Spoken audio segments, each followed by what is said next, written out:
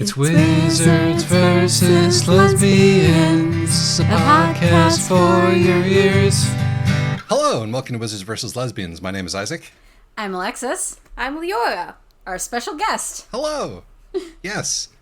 Today is a bonus episode about the video game Disco Elysium, because Alexis and Leora just finished their playthrough, and I thought it would be a great opportunity to talk about one of my favorite games. And so I'm excited to do that. Yes. However, it is a bonus because there's a real... It does have lesbians. It has... Well, it has lesbian. It has a lesbian... Singular. And she's a fairly minor character. Yes. And she does not... She gets very little... She's not a minor character, but she gets very little screen time. Yes. And you can play the entire game and never learn that she is in fact a lesbian. It's true. I only learned on my when I did a second playthrough. Oh, really? Okay. I'm surprised. Yes. Well, this is something to get into. So yes, there's lesbian.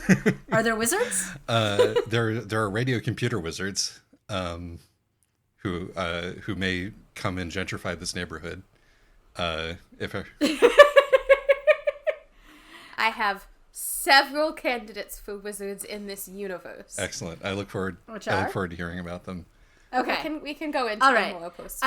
Somebody should do the plot though before we do our entire intro backwards. Okay. I will do the plot.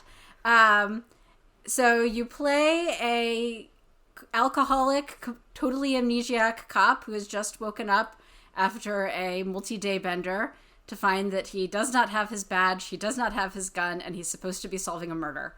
And he does not even remember his own name, though he's willing to make a couple guesses. And fortunately, he has the world's most tolerant and patient and long-suffering partner, the, at this point, Tumblr famous Kim Kitsuragi, who is from a different precinct and is going to help him solve this murder. Hopefully before war breaks out between the Union toughs and the mercenary company currently disguised as strikebreakers. Perfect. Yeah, that does it. Thank you very much. Why should you play this game? It's a remarkably... So first of all, it's a good story, but I just want to say that it is a well-designed game because... So one of the reasons why I don't like to play competitive games anymore, particularly not games with victory points, is that most of the time when you're playing the game, you have to decide, am I going to do the interesting choice or am I going to do the choice that will help me win? And the nice thing about Disco Elysium is that it encourages you, it rewards you for making suboptimal choices because it's fairly generous with do-overs most of the time. And the consequences for getting, even the ones that you don't have do-overs for, most of the time the consequences for getting it wrong are more entertaining than the consequences for getting it right. So absolutely, that is a major selling point. I think that in terms of narrative games, that allows the game to, among other things, deal with some extremely cringy material, and cringy as in secondhand embarrassment cringe, not as in like uncool cringe. And you know, I don't know, it makes it easier, I think, to engage with the game's story because you don't feel the need to save scum constantly. Occasionally we did save scum, but, you know, most of the time we didn't. Most of the time we just took our consequences. There are a few circumstances where it's wise to do that, but the game is pretty good at telegraphing that something important is coming up. We did save scum to undo a terrible haircut. Yeah, yes, we saved scum to undo Harry shaving his mutton chops off. Because we were like, oh no, this was a terrible idea. No, that's very important. You want to have all options there. Right. I feel like that's reasonable to say post spoiler zone. Yes, because, people should know in advance. I was thinking of the one time where, even though we had a greater than 75% chance, for some reason we kept botching the roll and we kept being like, no, we will redo it. Even though we had to then repeat a bunch of dialogue options. But anyway, the point is, it is a very well-designed narrative game, and it's really quite beautiful. Despite being set in a unspecified European country in the middle of winter. It manages to still have some color. And it's, it's quite funny, and it gives you... And you do actually feel like your choices mean things, which is another thing that's hard to do in narrative games, especially when, the plot is still somewhat linear. Still quite linear, really, but except for that there's a gajillion side quests. Yes. I agree with all of that. I would say that actually one thing that I'm happy to say pre-spoiler zone is that the game says, in its little loading screen, don't be afraid to get wacky with it. Try choices, and it means that. Yes. And a lot of games don't. And I'm used to playing in a really sort of conservative, this is going to send me down the bad path if I screw it up kind of way. And this game will help train you out of that if you let it. Because a lot of the failures are more entertaining than the successes, as you said. Yes, that's why I played it a second time after Leora and I played it. And I at least want to play it one more time because I want to do the moralist quest. Excellent. We'll talk more about that later. Leora, do you have why you should play this game? Well, it's entertaining. It's really fun. Like Alexis said, the art is beautiful. It's pleasant to go. And there's also just a lot of really excellent little character beats. This game is full of tons of NPCs who all have their own stuff going on, and some of them may tie into the broader game and some of them don't. But you can just have whole conversations with two old men who hate each other's politics but love each other, and really get to know them and go on whole deep dives into communism if you want, or whatever. It's really fun. There's a bookstore we played through with the smart guy knowledge base. I forgot what they called it exactly. The one with high intellect and kind of crappy everything else. And I will say that I do not recommend choosing this build for a first playthrough. But it was really fun that, we got so much random world building stuff that did not particularly, help us with any skill things. But it was just, all of a sudden, we're, having a long meditation on some obscure fictional dictator from 200 years ago, or about a particular kind of wasp. And it was a lot of really fun little bits there that you could unlock and learn about. And I really enjoyed that. It was a really rich universe that felt like there was a lot going on in it. Yeah. And also the world building was yeah, quite no, good. that's... Revachol, it manages to be a good, it's definitely critiquing and just parodying a lot of stuff that happens that's, happened in the 20th century, but it also is doing, all sorts of weird sort of fantasy science fiction-y things, which you can actually go through the playthrough without learning about, which is both a reason why you should and a reason why you shouldn't, I think. That, there's a lot of depth to discover. Yes, that is a good point about the characters.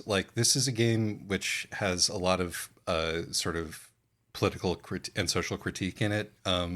But even the characters who are literally introduced with their one stereotypical role in the name of the character have more depth than they need to.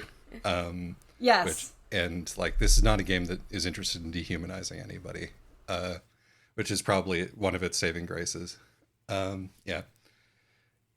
So, but as to why you shouldn't play this game, it's very, even though it is in the end very, in the end it is somewhat uplifting. It is very dark and very depressing. Yes, and it's only somewhat uplifting if you get one of the good endings. This is true. And the worldview may not jibe with everyone. I mean, as somebody who I think I have a guess at least about what the politics of the creators are, and it's not exactly the same as mine. But I nonetheless, I think that if you are not a fascist and interested in politics, there's a lot to enjoy here. Hello, Anshul. You'll be with us for the whole episode. I've had genuine conversations with a fan of this game who thinks that it's strongly anti-communist, which may say more about reading comprehension than anything else, but he made a few good points and he was really committed to his reading. And there's a lot of wiggle room, as long as you're not a fascist or a royalist, or particularly someone who thinks that honor is important, because the game will literally tell you to put your thumb up your ass. The game is pretty mean to fascists, but I think that that's actually fair. Yes, I think that we can all agree that it's fine to be mean to fascists. The game is not good about fat people. The fat people are all basically evil or gross. Harry himself is not exactly thin, mind you. Harry is not thin, but he's former gym teacher gone to seed out of shape. He's not, Everett and and is Angus the fat one? I think Angus is the fat hardy boy. Yeah. Like Angus is a figure of scorn the entire time, and never really it doesn't ever really get humanized. And Everett is, certainly not is somebody to emulate. And his fatness very much feels like it's supposed to be, to have sort of moral connotations to the kind of person he is. He's a fat cat in the, political cartoon sense of, the satisfied city boss fat cat kind of person. So Yes. It feels very relevant that he's fat and not in a neutral way. That is true. Any other reasons why we shouldn't? If you are somebody who has struggled with alcoholism or other forms of substance abuse, or you have lived with an alcoholic and find that kind of thing very triggering, I'm not saying you hardcore shouldn't, content but warning. Serious substance abuse here.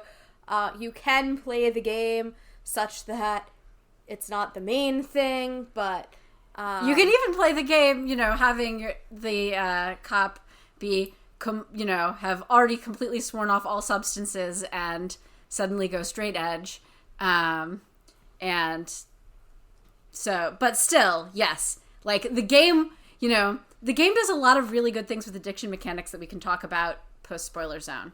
I will also just note that this is very much a game that it is easy to miss a lot of stuff if you don't have a guide, because there's so much going on, and especially, either if you're only going to play it once, and some people are only going to play it once, I didn't even know that there were political vision quests until we'd already completed our first playthrough.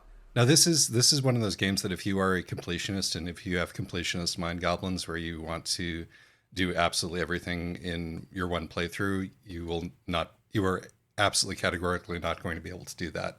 But it's not even a completionist thing. It's not a completionist thing. It's, some of it is, especially when you're first playing, you don't necessarily know the ramifications of the choices that you're going to make. So, for example, we missed out on all of the backstory of one character because we didn't agree to do a favor for a different character. Yes.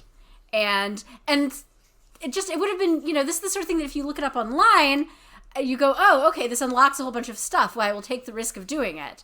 And the game does try to nudge you towards doing that in various ways, but sometimes there's actually really bad consequences for making bad choices, including just you decide to shoot yourself in front of all the Union thugs. So, oh yes, also serious content warning for suicidal ideation. Yeah. No, we haven't even gotten to the content warnings yet. Yes. But there are lots of them. Yeah, but the thing is that I don't want you to dismiss it as just a completionist thing. It's also a thing of, if you don't play a lot of games, and I feel like this is the sort of game that could appeal to people who don't play a lot of games, you're not necessarily going to the game doesn't do a very good job of nudging you towards making all the interesting choices, and so I think it is good it's actually worth it to consult a spoiler-free walkthrough, because there's nothing in a spoiler-free walkthrough that's going to actually spoil the game, because there's no puzzles in the same way.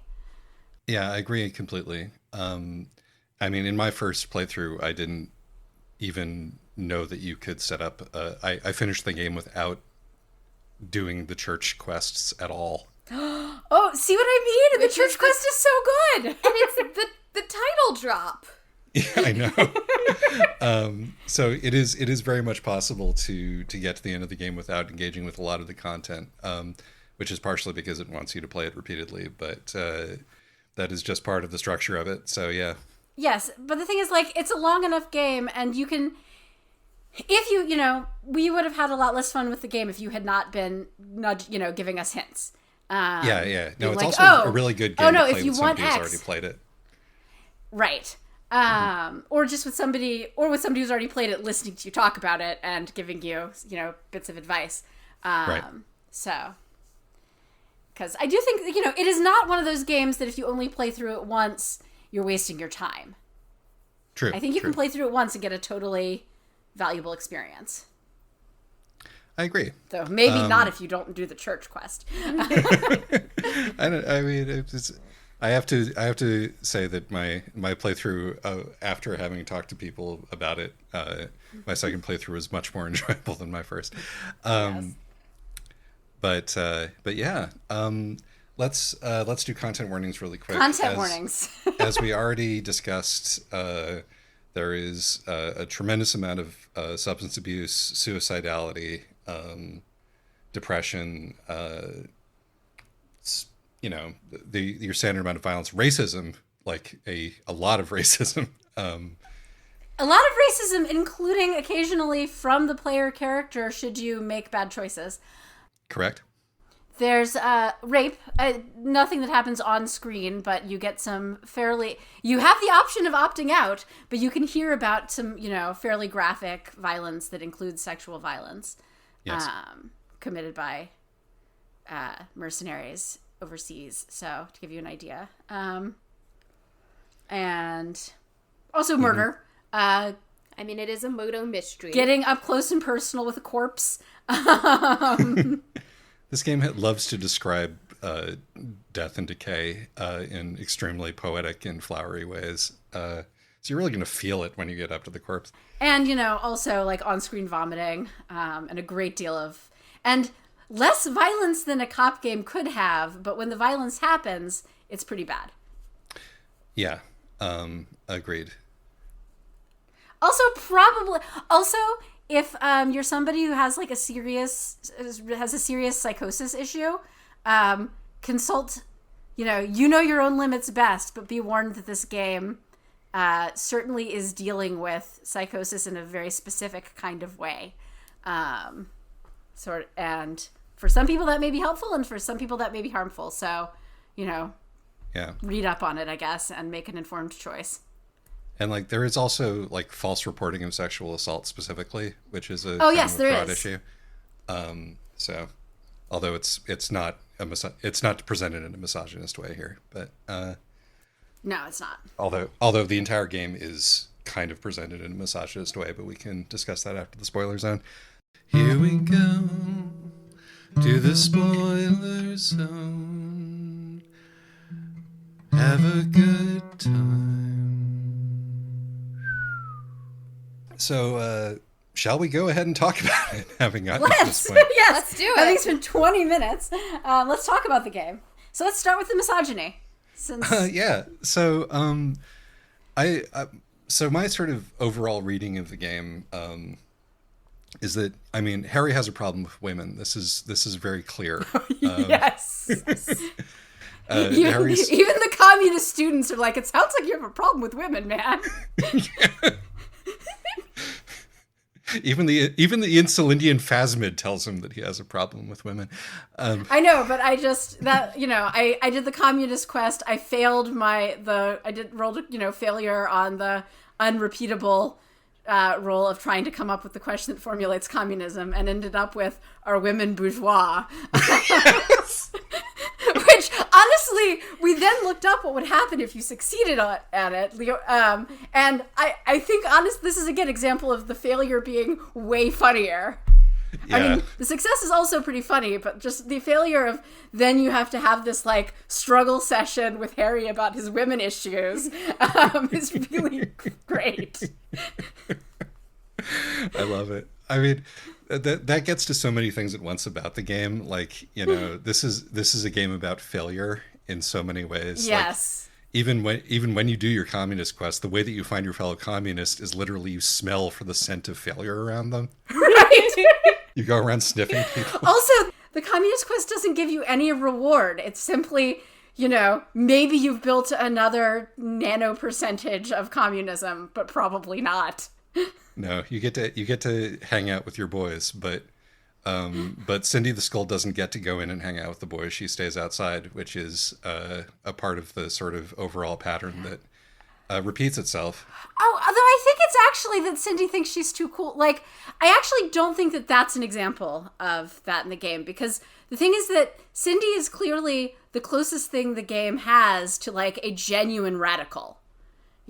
She has left whatever her horrible family situation was, and she lives in this, boiler room, and she makes weird art that mostly in the form of graffiti, and she scares rich people off the docks. And when she gets interviewed in the Communist magazine, it's clearly a struggle. The main thing you can tell is that this is a clear struggle between the interviewer and the extremely hostile artist. So that, I get the impression that they would be thrilled to have Cindy join them. But she is, as a genuine radical, too cool for the student communists. I will also say they're not the only, wannabe radicals who just think Cindy is the coolest. Right, because there's also the two wannabe gangsters. There's the wannabe gangsters who are like, no, Cindy's a real skull. We just want to be skulls. Yeah, I think that actually gets to something that may be very important, and also maybe a divergence between the game's viewpoint and Harry's viewpoint. Because it's sort of Cindy being outside the Communist Club is mirrored in Estelle being outside the tent. Yes. Before you get before you get everybody into the church, right. And Estelle is once again the only real artist in the group. Right. Yeah. And I don't know. Noid is doing some interesting things. No, he's not. I'm with you, Leora. Just for the record. I was being snarky. Oh, I think Leora was kidding, but Oh no.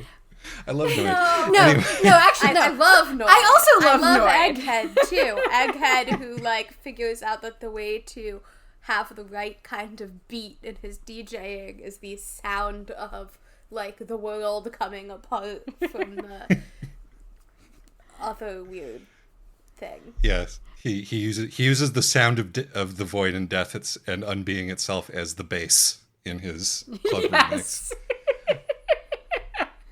Right. I mean, the thing is, Harry is a misogynist, and a lot of the other characters in the game are misogynists. Though I guess Harry has the option of trying to be a recovering misogynist. But the game does present a wide variety of different women. And they are all presented, humanely and sympathetically.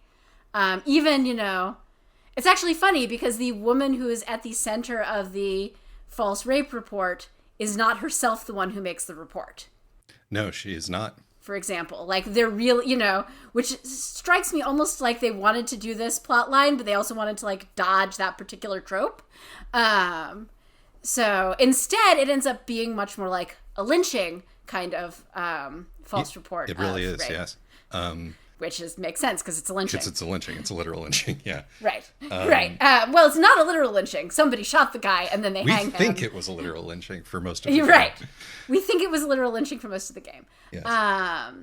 But, so I actually think, you don't get extended conversations with women about sexism the way that you have the option of getting extended conversations with Kim about racism. Who would Harry have the conversation about feminism with? Joyce, I guess. But I think that the game, and I think that the game could have used more women, but it has a wide variety of women who all are at different ages and different stages of life and different things that they're doing with their lives, and they all look very different. And I actually think that that's a thing that the game does fairly well. I would agree. It has way more women than I expected it to, having mostly heard about the game on Tumblr. I mean, that is true. And also it has way more women than you might expect just from having, like, you know, consumed art from this, right. from like, you know, a leftist perspective or from any perspective, honestly, made by men. Although one of the main writers of this game is a woman, thankfully. Well, that, it certainly didn't hurt, my guess is. Indeed. But I wanted to talk specifically about how, you know, Harry's misogyny is deep enough in him that it colors his entire worldview, which, you know, does color our worldview to a certain extent because he is learning about the world at the same time we do, and we're learning about it through him. Right. And even though he has total amnesia, you know, he's still the person that he was before, even if he's trying not to be anymore. Yes. And although, as you were correct to intuit, this game was made by communists, I think that where it comes down on politics, like writ large, or at least is that, you know, politics is something that Harry is trying to do to feel okay about himself and to get over his ex. Like that is that is what politics is to Harry, which means that women can't be a part of the politics that he's doing because right. And actually, like Adele gets to call him out on that when, you know, she's like, okay, well, what's bothering you? And you get to pick which of your 4 political inclinations, and then she goes, it's chick stuff, isn't it? Yes, exactly. And you're like, yeah. I mean, and also, but I mean, speaking of like classic misogynist tropes, like the women who he can actually talk to and the women who he actually likes are all either grandma or children. You know, women who are adult women are dangerous and threatening to him and in the narrative as well. Well, he tries really hard to be friends with. I don't think that's true because Lillian the Nitpicker is she's the one who I was going to mention. And there's also the working class woman whose missing husband you can find and report to her. And you know, Harry's trying real hard to make friends with her. She's never a danger to him. She's just, you know, she's kind of baffled by why he's so insistent that she must be missing somebody in her life. And then you have to be the cop who informs her that actually, you know, it turns out you were right about her husband being missing because he's dead. And that's not played for laughs at all. So that's at least 2 women. And of course there's the lawyer who's only dangerous in the sense that she's on the union side. Yes. But she's a young, attractive woman. And who, you know, is engages with Harry as relative equals, like, you know, the Hardy Boys do. By the way, this is a relatively rare one to get, but if you have a high enough empathy stat and are also a communist, when you meet the working class woman for the first time, you will like literally embrace her because you feel such an outpouring of sympathy for the proletariat, and you'll just keep hugging her. And she'll be like, what is happening? She's just incredibly weirded out by this. Well, I mean, she ends up being nice to him about it, like sympathetic to him about it, which is like one of the things that makes the game feel so human is that people tend to give Harry a break. I mean, and this is partially because he's a cop, of course, but also just like... Right, but it's also partially because he's so sad. He's so obviously a mess. Even Cindy the Skull, who's not inclined to give cops breaks, is like, you're so pathetic. It's embarrassing to be mean to you. That's exactly it, you know. And maybe that's another reason why he's more comfortable with like... children, because, you know, he can actually be an authority figure. Right. I mean, and he was a gym teacher. Let's also mention that. Right. Yes. Kim's like, oh, of course, when it's finally revealed that explains all the running around. That's actually a really funny joke because it's actually quite hard to walk in the game. Yes. You know, like you can do it by tip-tapping, but generally the way you move from point A to point B is you click a spot and you run towards it, then you click a spot further away and he runs towards that. And so, you know, the game mechanics are just designed to make poor Kim suffer. Indeed. And Kim lets you know about it at every stage. So let's talk about Kim. Yeah, Kim K. Kim K. The Kimball Kimball Kitsuragi. Kitsuragi. Yeah, go ahead. Lead the way. Well, so for one thing, Kim, I mean, I think part of why everybody loves Kim is that, you know, don't we all sort of fantasize that somebody would sort of hold our hand through all the hard parts of reality and yet always have our back and be mildly amused at our embarrassing screw-ups and nonetheless be like, no, I still believe in you. I think you can do this. But not in a condescending way.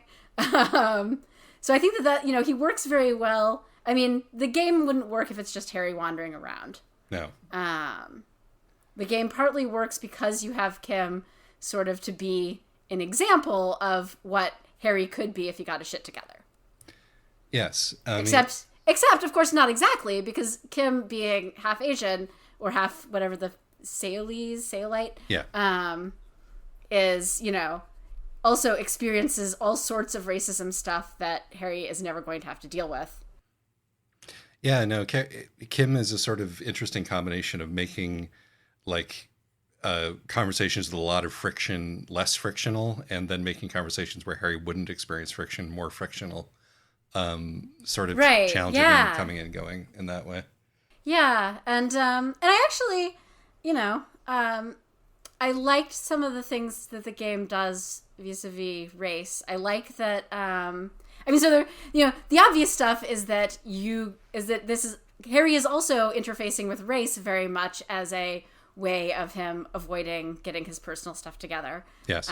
Both because it is tied up in, you know, the fascist politics option, and also, you know, he gets the chance to truly be a clueless white guy. He's the most clueless white guy that ever white guyed, yeah. Right. And, you know, and so, but also, there's a lot of little subtle things that Harry doesn't even notice, but, you know, we, the reader, can, like the fact that Kim was working the juvenile beat for 15 years because everybody thinks that Asian people look younger and he's short. And so they made him go undercover as a teen into his late 30s. Yes. Giving him the most pathological hatred for pinball that any human being has ever developed. Yeah. And some like mild PTSD when it comes to dealing with juvenile delinquents, which is why he makes you deal with it. Which is the other reason why Harry does best with the kids is that Kim makes him. Yes, that's true.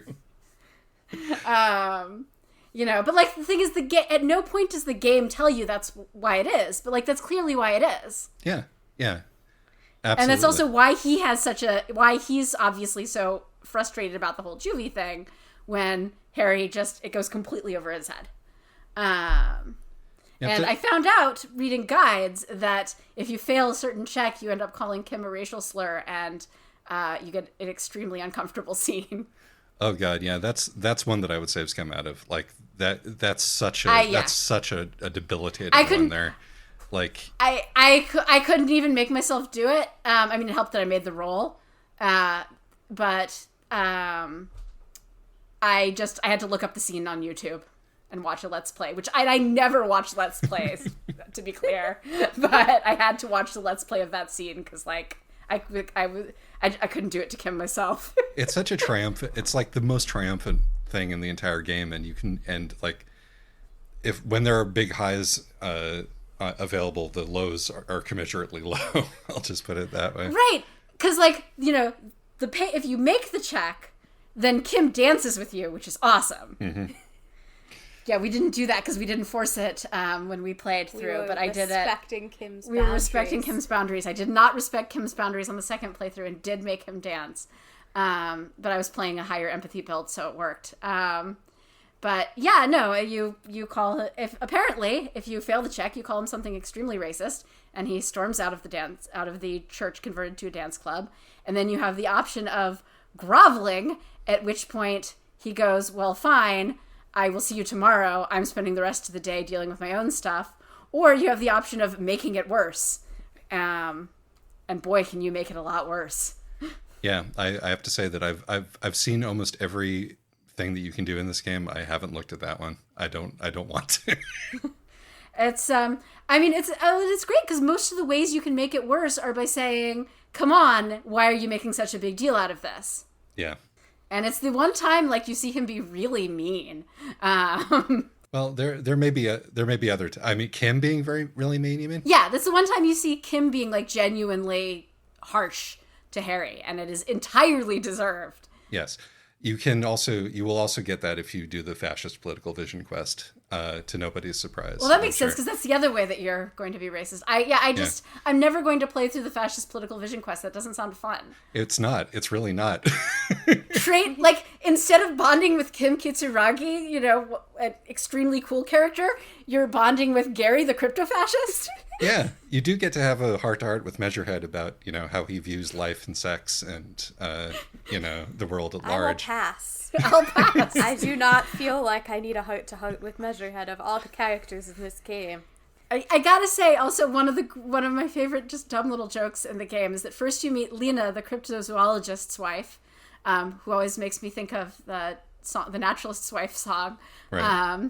And then you meet her husband, Morel, the cryptozoologist. And then you meet his buddy, Gary, the crypto-fascist. Yes. It's like over several days that joke gets a chance to build up as well.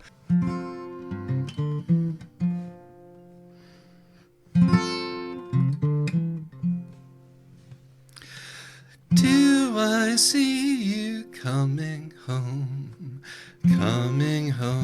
to me? Could it be you that I see coming home to me from your day by the sea?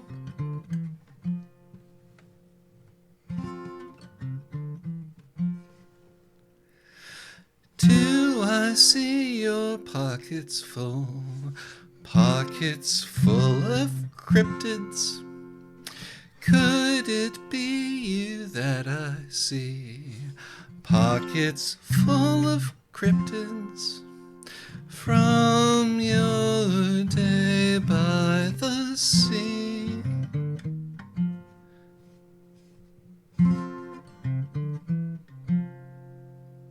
Right. I mean, really high on the list for why you should play this game is that it's just incredibly funny. Like, there's thinkers, there's just dumb slapstick, there's everything in between. There's yelling, you know, there's fun little, subtle jokes. There's a character named Idiot Doom Spiral. Incidentally, if you go the ultra-liberal route, Idiot Doom Spiral becomes your brand manager. Excellent. I'm not sure whether or not I want to play that route. I think pretty much I do want to try playing the moralist route because I hear that there's another ending you can unlock. It's not a good ending, but it's an ending. Yes, this is true. The I would say that the moralist, the ultra liberal vision quest is the most fun, which is kind of it's sort of a tension like within the game is that the game loves communism, in a sort of in a way that actually is quite similar to the way that Harry loves his ex. Right. The game has a doomed, self-destructive affection for communism, although it's very honest with itself about it.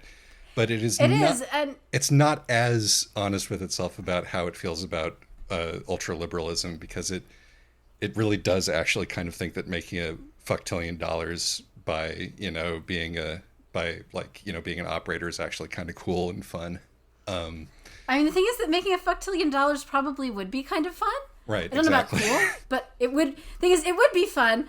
But, you have to, but while you're doing it, you're hanging out with people like Idiot Doom Spiral, who at least according to him, became homeless because he misplaced his keys. Yes. And, and the light bending rich guy. Yes, your friends are Idiot Doom Spiral and the light bending rich guy. He is a candidate for wizard, by the way. Yeah, and you rip off Cindy the Skull and Bird's Nest Roy. So you rip off Cindy the Skull? Yes. Well, fuck that. You buy her own offer for that's... like $10 and sell it to the ultra light bending rich guy for like stock. Oh my god! Right, so that's the thing is that awful. on the one hand you can make a fucktillion dollars and have fun, but on the other hand that means you're screwing over like some of the more fun characters and like people to interact with. So I actually think that that's reasonably thematic for the game to be like, yeah, no, it would be fun to make $1,000,000,000. Wouldn't that be cool? Except then you have to backstab all your friends. Exactly. And the fact that this game studio fell apart due to a hearty round of mutual backstabbing and venture capital after this game came out. Right. Exactly. It's just part of it becomes part of the narrative at that point, really. Not to mention the in-game game that falls apart because they keep trying to escalate what they're doing when they are losing money, and it's yes. My God, it's like the less money they had, the more ambitious their goals became. Right. The Valley of the Heads. But anyway, so I am not a communist, but I am somebody who, studied among a communist country and lived in a communist country, and taught classes on communist history. And so I really enjoyed all the communist bits, because it's like, oh, look, this whole thing about beans is totally like reading the old Maoist stuff about hyper obsession over grain production. And these are communist in-jokes, but they're willing to make fun of themselves. And, honestly, I think the best argument the game makes for communism is that communism is really funny in the game. Yes. You can if you're a communist, you get all the jokes. All the communist jokes, anyway. Yeah. No, I mean, I think that's very true to life. There's nothing that communists like better than A, making fun of communism, B, making, talking about Lenin jokes and Stalin jokes, and C, or I actually have not encountered any Mao jokes, but I'm sure you must know some. No, the bean thing is making fun of Maoism. Mm-hmm. Maoism was hyper obsessed. At least that was my read on it. Is Maoism was hyper obsessed with grain yields. That's part of what led to the Great Leap Forward famine. Yeah. And so the idea of here's the strain of communism that's just super obsessed with beans. The game acknowledges that there is something beautiful about dreaming about the impossible and dreaming about revolution. And right. In that spirit, I wanted to ask you, since I think that you did a very sort of low physical playthrough, I wonder if you guys heard from Shivers at all during your playthroughs. Not very much, no. Shivers? Shivers is it's the one of the pink stats. So yeah, we only got the easy Shivers. Yeah, we mostly got Encyclopedia, and then when I replayed, I mostly got Inland Empire.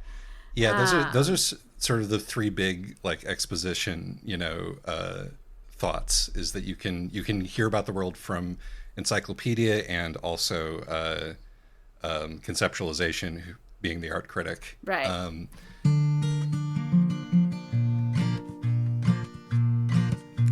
And also esprit de corps, but we get really derailed into just repeating bits from the game that we like. We do eventually make it back to Shivers. I did enjoy being an art critic.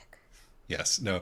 But actually, my favorite build is to be the art cop, as you might expect from the way that I choose to spend my time. But, the way that if you complete the art cop thought, you get a permanent Is that the actual art degree thought? Yeah, the actual art degree thought. Yes, that was great. We did that. Fun. It was so much fun. I love getting the permanent nerf Boost to your for perception, because you can't even look at this shit. Right. Your hands shake from so much rage. Right, but then you get a boost to your conceptualization. I also really enjoy that one of the best thoughts you can internalize if you have a fairly high encyclopedia stat is the Wompty Dumpty Dom Center. God, everything got we made so much money. Suddenly the game gets, the only problem is that suddenly the game gets really easy because you're just earning experience and money hand over fist just by thinking about the Wompty Dumpty Dom Center. Yes, absolutely. But it gives you, with that, it gives you a -1 suggestion because you're being a big, fancy pants, and that means that you're not going to be able to go on a date with the fish lady. So. We never tried to go on the date with the fish lady. Rude. I looked at that and I was like, because the way they phrase it is, clearly Convince her what what she needs is another drunk. is spend time with another alcoholic man. Well, or if you something. fail the suggestion check, that's what you go with. But if you succeed the suggestion check, suggestion says to you, maybe what she needs is to hang out with a sober man. Have you considered this? Oh. Well, we didn't anyway, because we were much more interested in Harry exploring his sexuality. Indeed.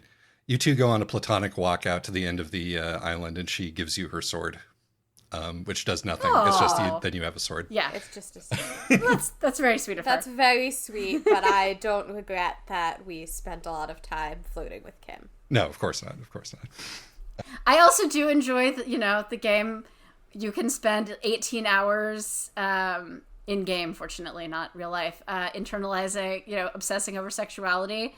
And the only you get 0 mechanical rewards for this. The only thing you get is that you can ask Kim if he's gay, and he'll say yes.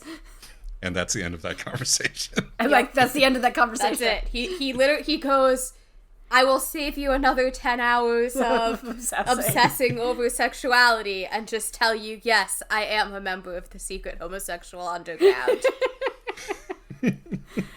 Yes, that is another one that is that you can easily miss, but it is also sort of implied very strongly in various ways throughout the game, particularly when Kim is barely restraining himself from bursting out laughing when you are wondering why you are so beguiled by the smoker on the balcony.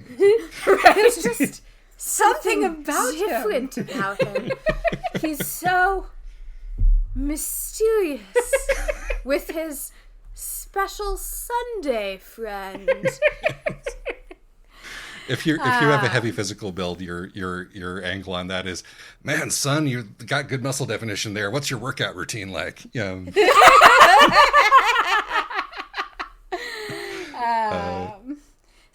But I mean, it feels like part of, to go back to communism, it feels like part of, the game is very aware that communism is doomed, and is very aware that its, communism ideals are unhealthy. I think that's why the ending works. Yes. That's why the solution to the mystery. And I will note that part of, the 2 reasons why I decided to play this game. One is because you bought it for me when it was on sale. And I will generally play a game if somebody buys it for me, at least once. But also because I saw a Tumblr poll that was like, do you know who the murderer is in Disco Elysium? And I went, wow, I have seen so much Disco Elysium content on my dash, and I wasn't even aware there was a murder. Yeah, no, it's sort of it's kind of beside the point in many ways, but yeah, no, it turns out that that being unable to let go is can be a big problem. Right. I mean, like, the entire game is sort of about the ability or inability to let go. Yes. Harry's, you can, actually literally, like, there is a big fork in whether you let go the letter from inside your binder from your ex or not. If you throw it into the wind. Oh, what happens if you do? What happens if you throw it into the wind? Well, you don't have to suffer through, like, the nightmares about Dolores Day for the rest of your life, for one thing. Oh, okay. You just, Maybe on my next playthrough I let it go. Yeah, no, you get, there's another couple of thoughts that you can get from going that way instead of going the other way. Oh, okay. And clearly I'll have to play it through at least one more time.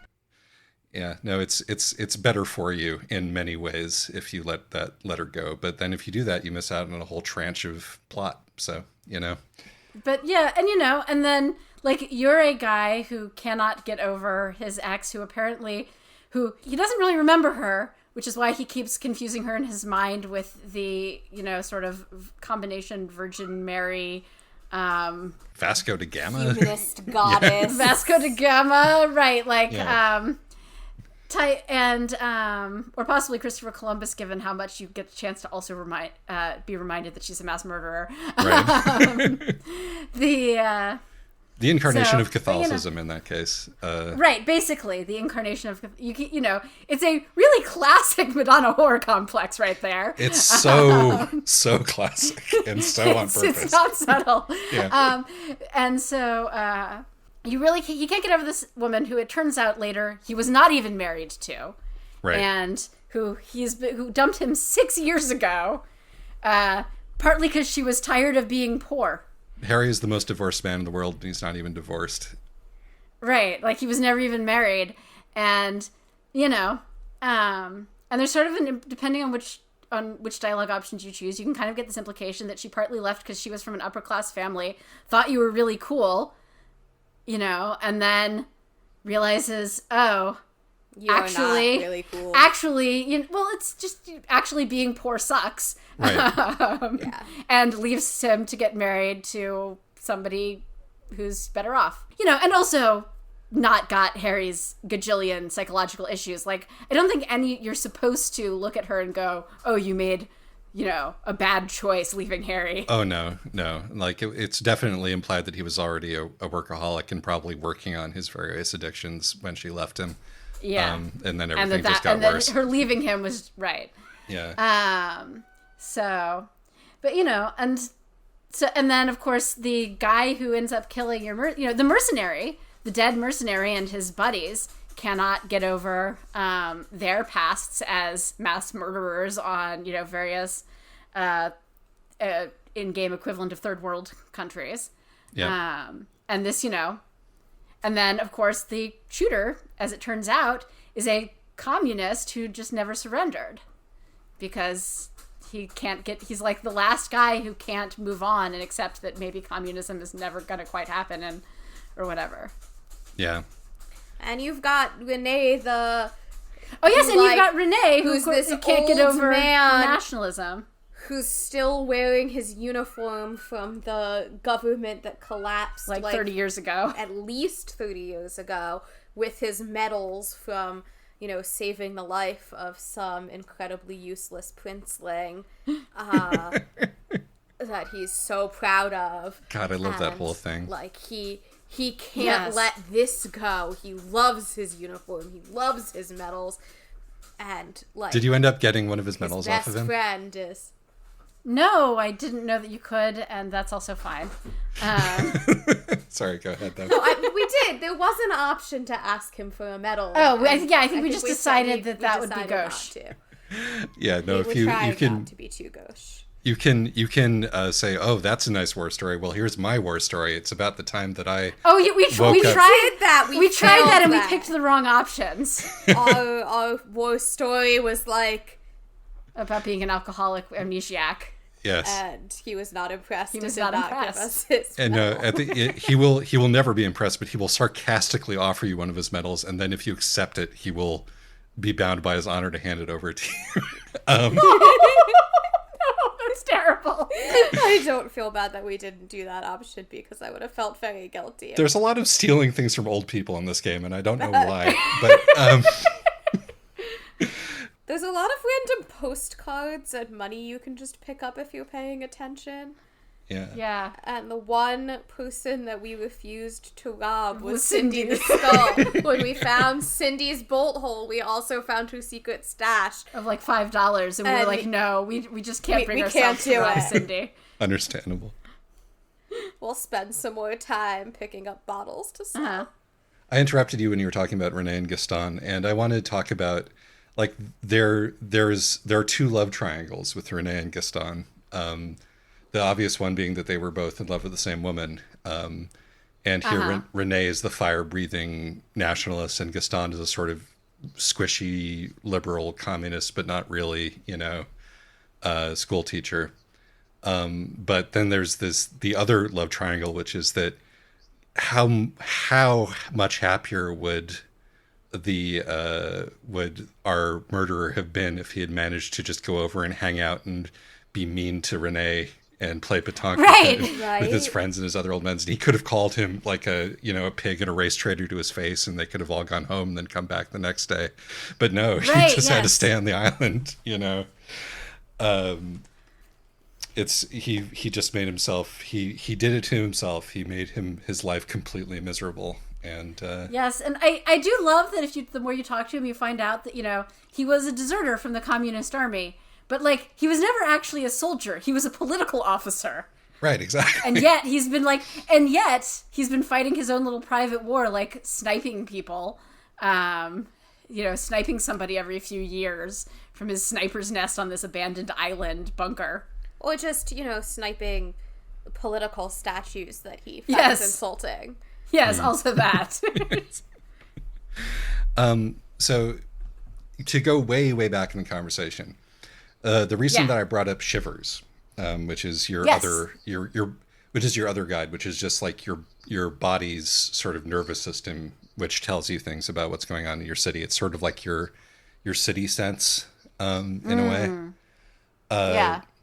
At very high moments with Shivers will actually speak to you in a voice that isn't yours, unlike any other. Inland Empire, your necktie talks to you. Oh, of course. Yes. How could I forget the horrific necktie?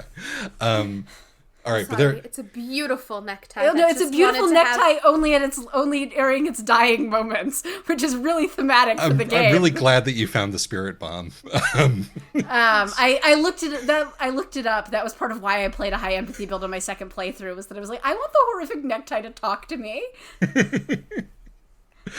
Oh man. Also, speaking of really good brick jokes, spirit bomb, like you get this medicinal spirits and it turns out that you're trying to make a spirit bomb, like in Dragon Ball Z. Yes. But anyway. Except that it's actually just a Molotov cocktail with your greasy necktie and some ethanol. But it's so beautiful. In its last moments, he only wanted you to have fun, Harry. I only tried to make you have fun. You get to have this like extended farewell conversation with your necktie as it wraps itself around the neck of the mercenary. Yeah, and the fact that Harry's doing his spirit bomb, and it's just a Molotov. Like, Kim's watching him do this. It's like, what are you doing? And Harry's like, my necktie speaks to me. I must obey. And Kim's like, you know what? This is late enough in the game that I'm just gonna accept this from you. Yeah, it's worked so far. Let's keep going. Yeah. Right. But you were saying about so Shivers. Yes. Tell us more about Shivers. Shivers will sometimes speak to you in the voice of the city of Revachol. Oh, that's cool. Ooh. Now I want to play a game that's got a high enough Shivers. Yeah, no, I recommend it. It's one of the cooler sort of ways to experience the game.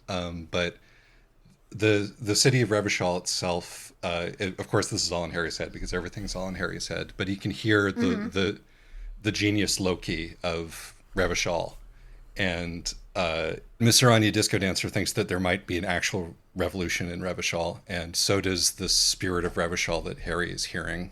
Well, and Kim thinks it's possible. Yeah, so there's a sort of, in addition to the game is like letting go of the past is good, but there was also, and that sort of admits the possibility of actual change. So it's not completely cynical in that way either. Right, though, I mean, also, the game is pretty clear that change isn't necessarily good. I mean, the pale is always encroaching, and another possible, for one thing, the revolution could go either way. That is absolutely true. You can reconstruct the scene where probably the communists are getting shot in the head. And of course, when you talk to the Phasmid, another of the wonderful characters in this game, we were so excited when the Phasmid showed up. When you talk to the Phasmid, the Phasmid is like, yes, the Phasmid's sort of being, you've got, the voice, you've got Harry's inner voices, and apparently you've got the voice of the city. And you also get sort of the voice of the world speaking through the Phasmid. Sure. And it's warning you that there's a mass extinction coming up. And not even, on the scale of the great oxygen extinction. So just complete wiping out of all life. So, change is not necessarily good, and the game ends on a somewhat positive note for Harry, hopefully, but it really, there's, pretty heavy storm clouds hanging over it. This is true. Yeah, no, it is. I mean, we talk about revolution a lot on this podcast, and this game in particularly is like unflinching about the human cost of even the most well-intentioned revolution.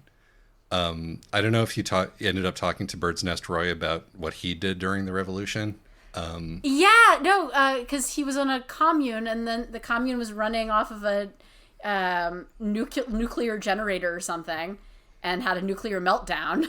Yeah, and the reason he's addicted to this sort of psychoactive drug is that he was part of the cleanup crew, and that's like a radiation sickness drug. Yeah. And it's like it's really.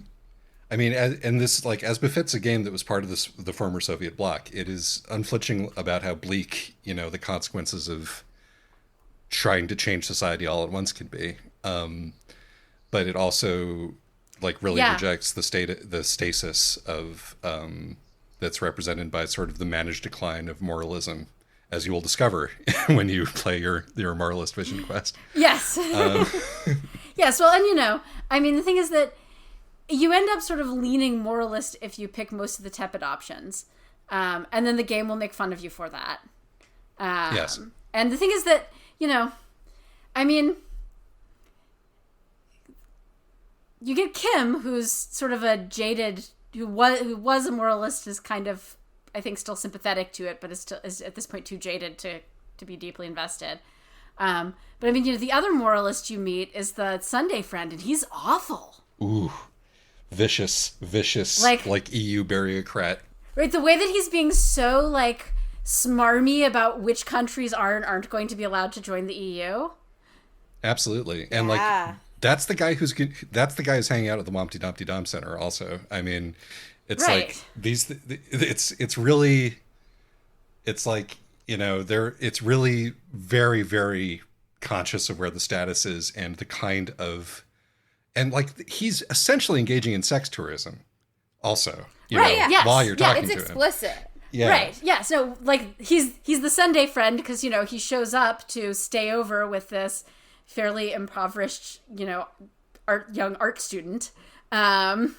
And then he's so condescending about it. And, like, he won't admit it. He just talks about how, oh, yes, he's such a promising young man. He wants to make something of himself, unlike his terrible country, which, thinks it's trying to have candidate status, but it's never going to be a real member. I mean, like, imagine if you're Estonian, what you might think about the EU being like, oh, yes, maybe someday, It's right. It really brings that, like, exactly the sheer condescension and, like, lying through your teeth. And just lying and lying and lying because it's like the natural order of the world, It's just something. It's really that felt so true and, like, closely observed. We can add Euro finance guys to things that have made me splutter with indignation on this podcast. Yeah, and I mean the other moralist or guy who I assume is a moralist is Trent Heidelstam, who.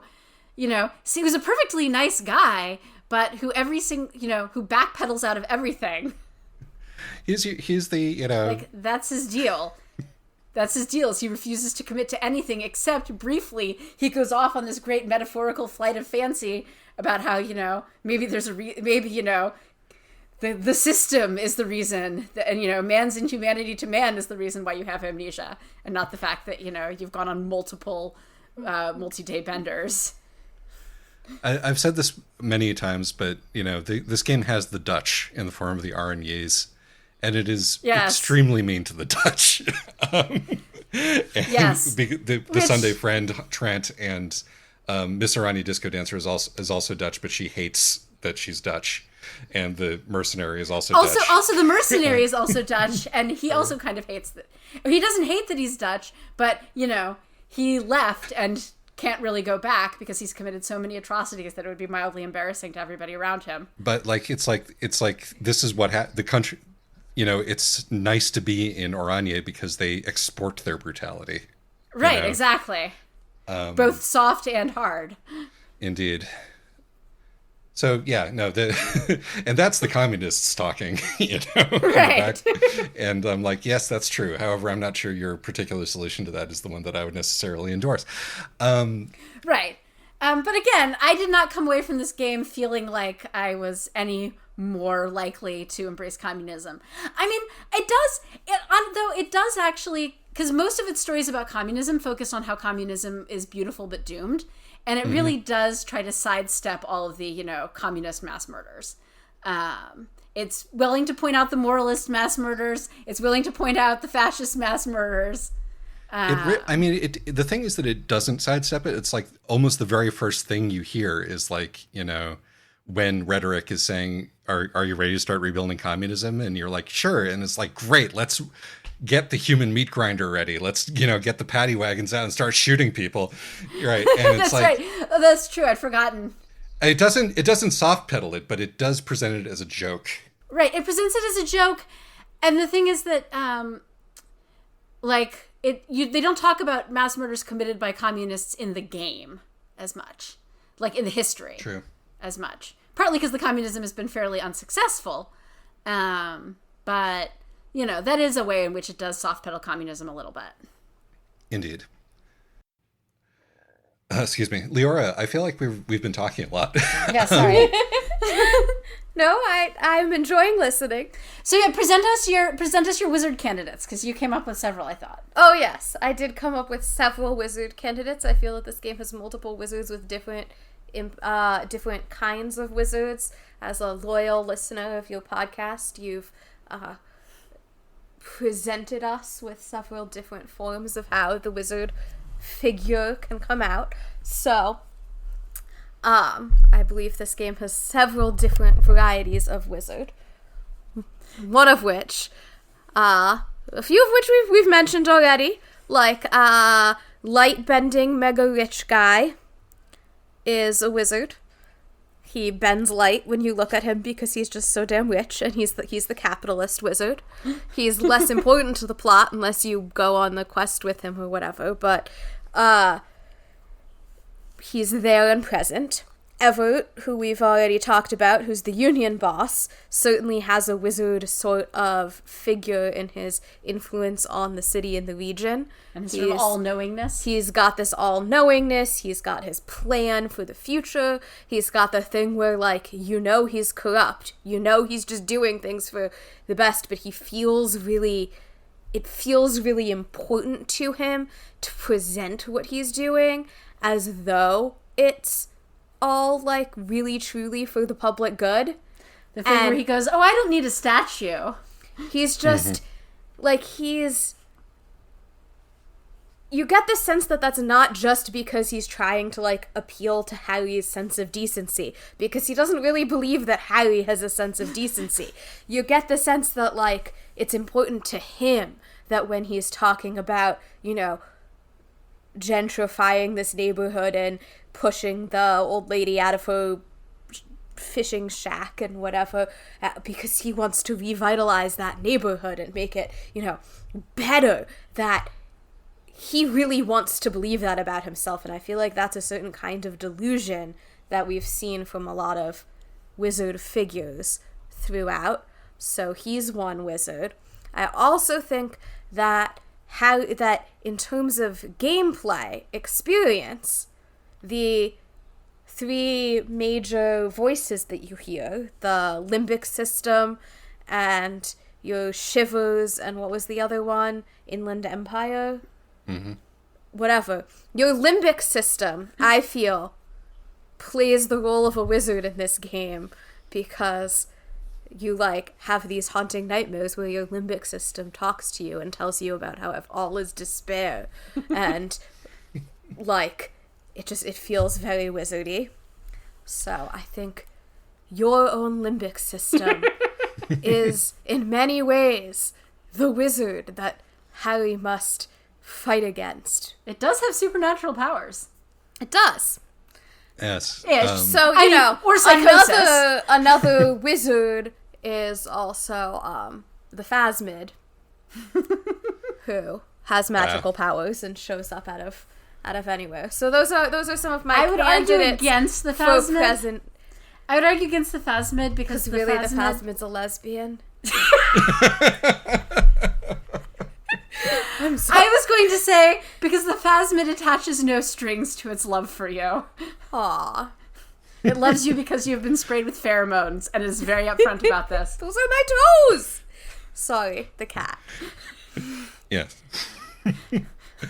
All right. I want to. I will. I'm just going to accept all of those as wizards. I do, however, want to take. Well, actually, first I want to ask. I assume that you guys sang karaoke.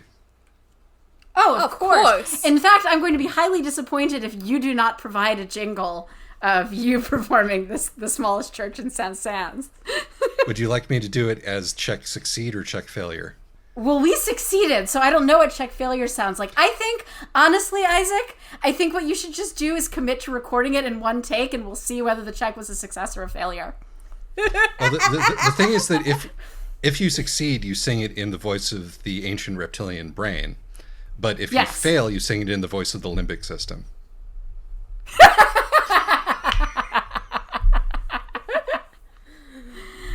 So I could, and I have in fact done both of those for a joke song that I did once for a different project. But anyway, okay. But I'll Surprise present us. something certainly. Yes.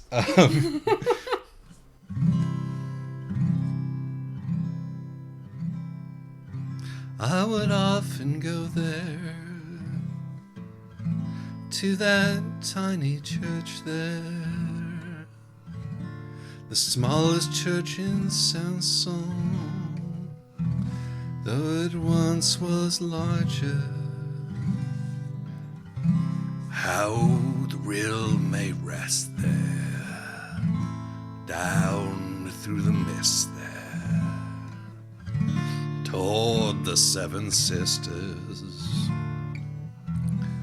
toward those pale cliffs there. I would often stay there, in the tiny yard there. I have been so glad here, looking forward to the past here.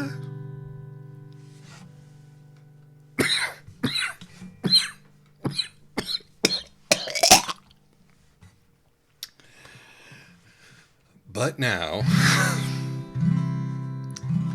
you are all alone.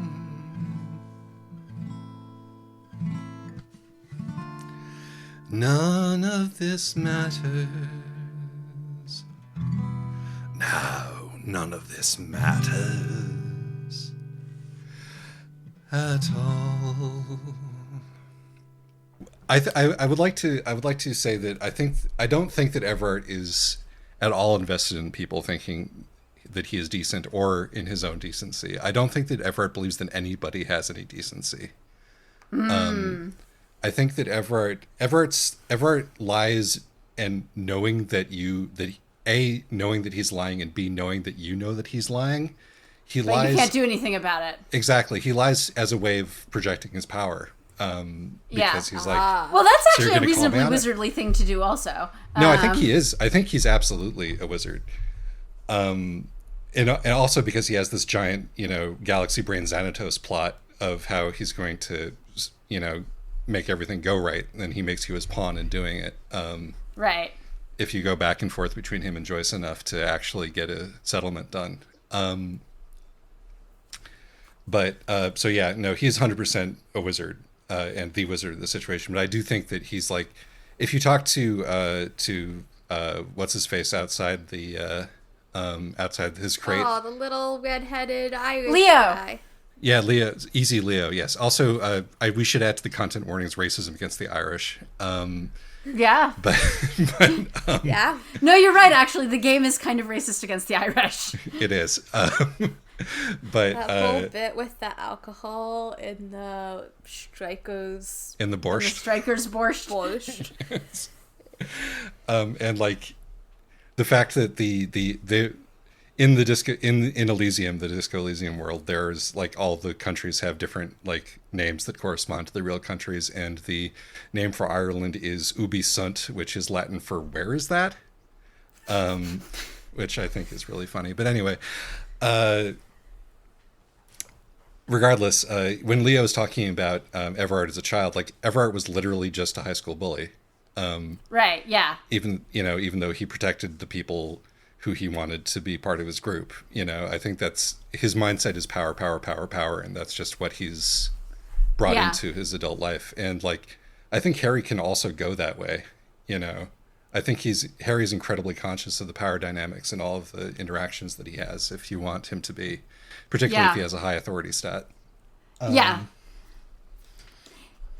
No, I think that's a compelling read of the character that, you know, I think both of these reads can coexist, but the idea that he's just completely bullshitting it because he knows that you have no choice but to accept it in that sadistic kind of way is also very wizardy. Well, I don't even think it's entirely sadistic. I think it's a way of making Harry accept where he stands in the hierarchy. I think it's just sort of asserting a hierarchy, which is also, I think, why he keeps shutting out... Well, I think part of why he keeps shutting out Kim is racism, but the other reason why he keeps shutting out Kim is that he thinks that Harry is more easily manipulated. Oh, yeah, 100%. And it's like he's mostly interested in... He's not even interested in making you work for him, although that helps. He's interested in making it very visible that you work for him. That's Right. why, you know, in addition to just being funny, it's why he bribes you in the form of a giant novelty check. So that it's impossible for you to cash it, like, you know, subtly. You know? Did you accept the novelty check? What happens? Like, can you cash it? Yeah, you can get the money. I mean, there's really no, like, in-game downside to becoming Everart's minion. No, I know. I just, like, where do you cash the check? You take it to the Freet, and Of course you do. the teenage cashier judges you for being Everart's peon. Yes. Well, I never did take money from Everard or Joyce. It is funny also that, you know, the labor leader is such an awful person. And, you know, and you find out that his brother is in some ways worse. And then you meet the ultra liberal, the woman who is, in fact, on the strike breakers side and the company that has sent the mercenaries. And she's super charming. Yeah, I think that's like, again, you know, the game's not pretending that labor doesn't have an organized crime problem. You know, it does. It always has. Right. And it's not pretending that the rich can't be, you know, intelligent, educated, and charming, because often they are, because they have the resources to become intelligent, educated, and charming. It's just that she does happen to be the person who brought the fucking mercenaries, you know? Exactly. And she brought the fucking mercenaries, and she is now extremely aware of her role in the upcoming bloodbath. Right. And trying really hard to get you to stop it for her because she can't do anything about it. Yeah, no, it's, I think it's it would have been way too easy to make both of them, you know, the kind of caricatures that you would expect from this particular political viewpoint. And, I think it's a much better piece of fiction because they didn't. Yeah. No, and I mean, you know, and again, the game is very aware of this. Like, you get the option to tell Joyce that you forgive her for being an ultra rich person because she's so charming. Like, you can just forgive her, or you can forgive her because she's so charming. Yeah, and she doesn't mind either way. It's like, you know, in a very real sense, nothing that you say matters, or anything that your opinion doesn't matter. It's just a matter of whether you can help or not, you know? Yeah.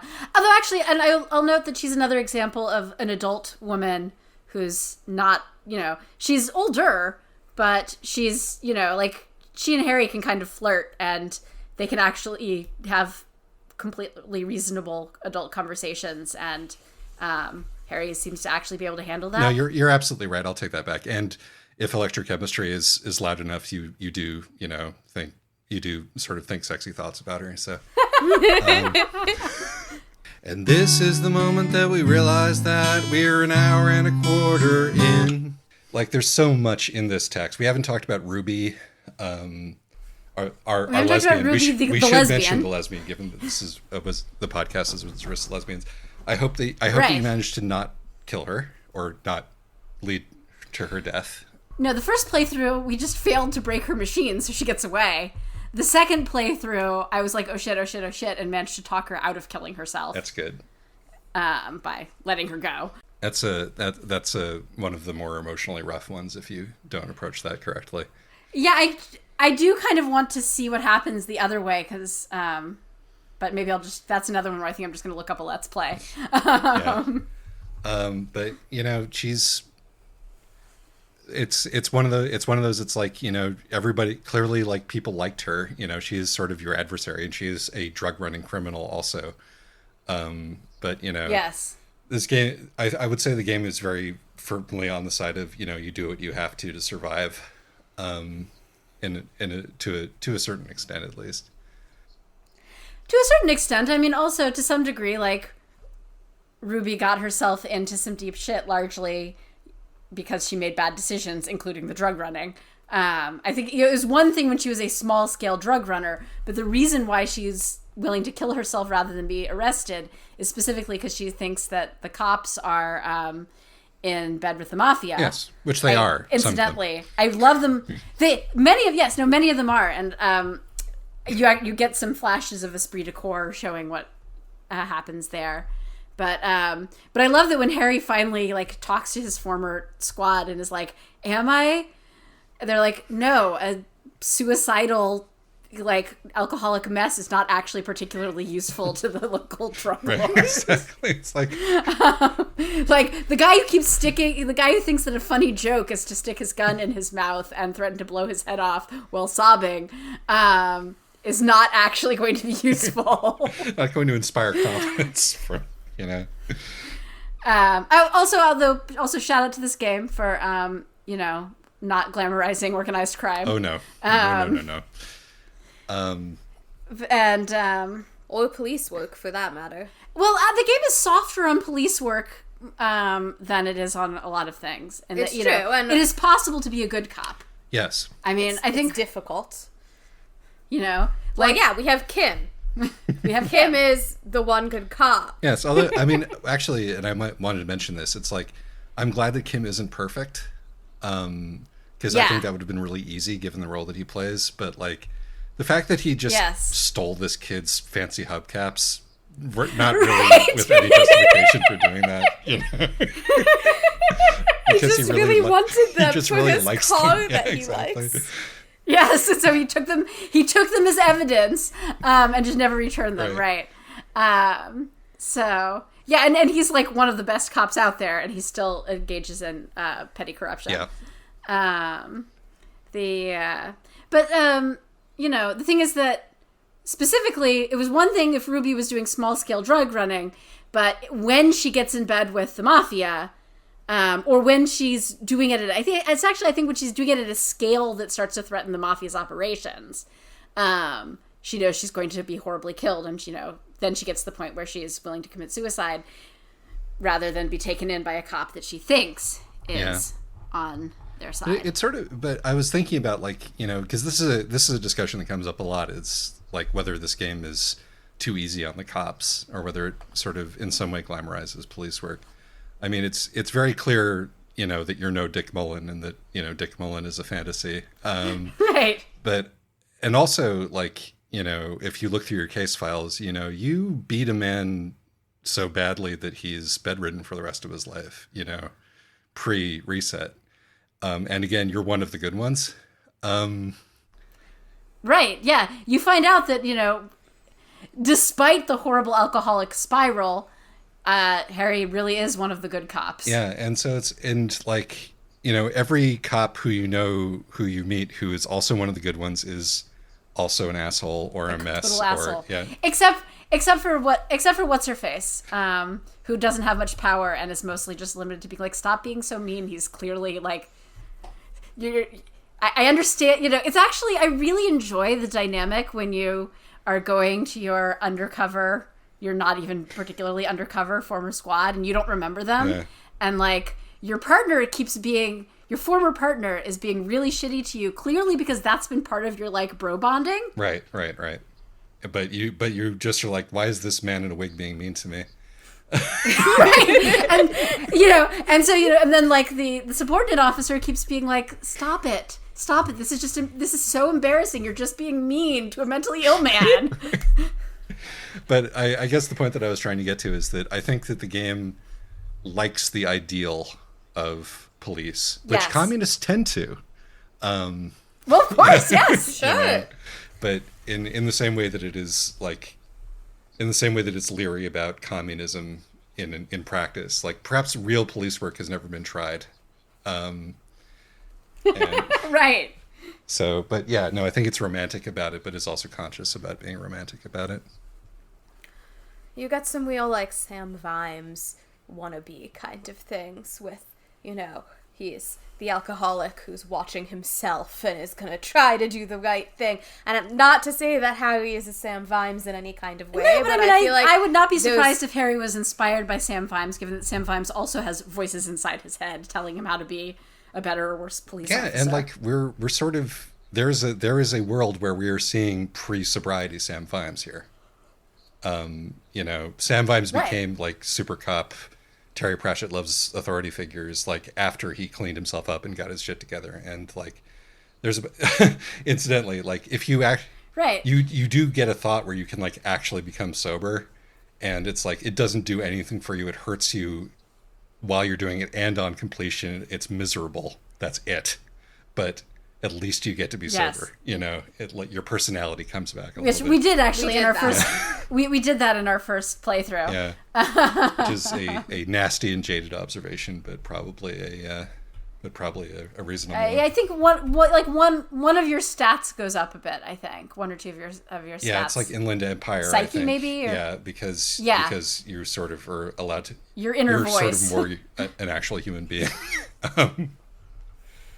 Yeah. But, so speaking as somebody, and again, we're going to have to edit down a lot of this stuff, but I do want to talk a little bit about the addiction stuff in the game. Yeah, go ahead. As somebody who, you know, has never been an addict, but has gotten to see alcohol and pill addiction up close, which is one of the reasons why I played Harry as extremely sober.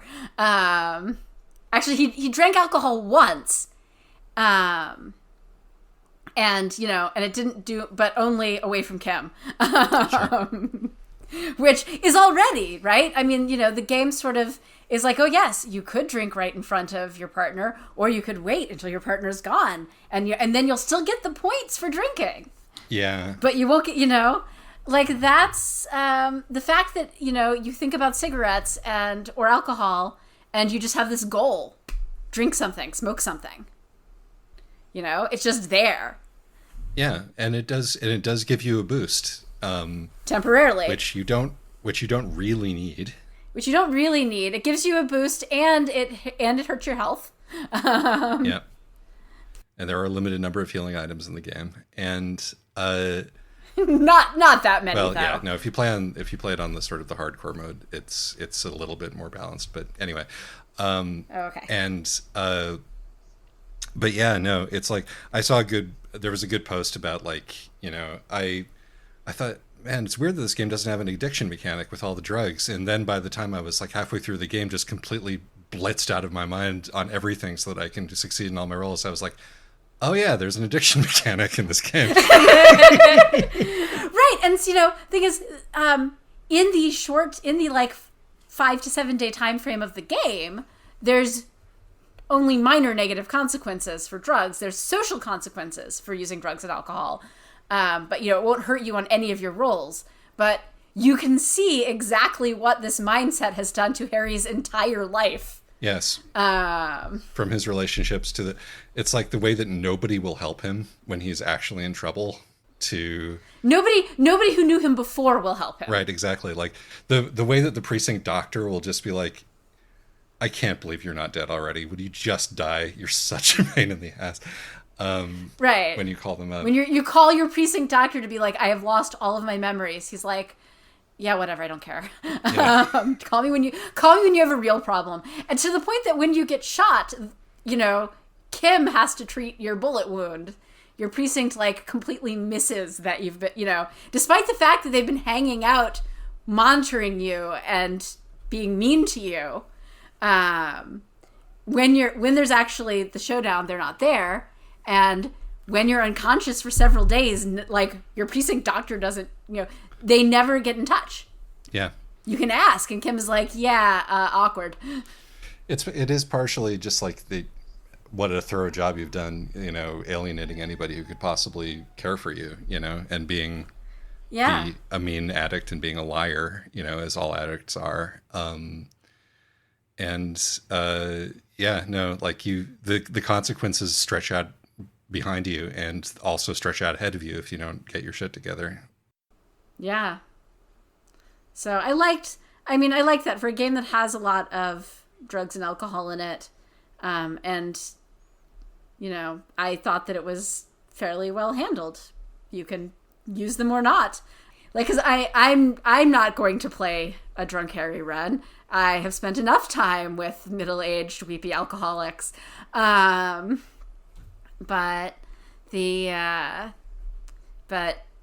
you know, it seems like you get some fun dialogue options and stuff like that. I mean, not really, you know. Oh, okay. I don't think the game really rewards you in any way beyond the stats for doing the drinking. It's just that, like, you know, Keanu was playing a physical heavy run, and one of the things that you get is you can internalize your inner, like, coach physical instrument. And if you do that, you get extra strength points for not wearing a shirt.